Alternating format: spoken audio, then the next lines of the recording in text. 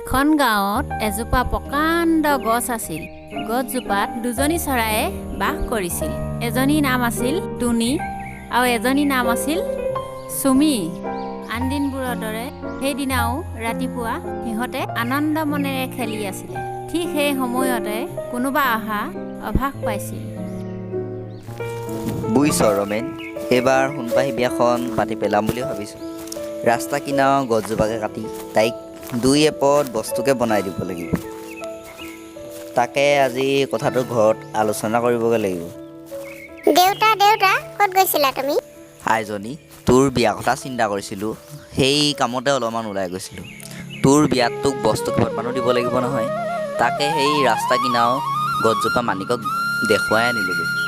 তোমালোকৰ আৰু সেইটোৱে চিন্তা, ঘৰখনৰ পৰা মোক কেতিয়া উলিয়াই দিব পাৰোঁ। চা আইজনী, তই লাহে লাহে ডাঙৰ হৈ আহিছ।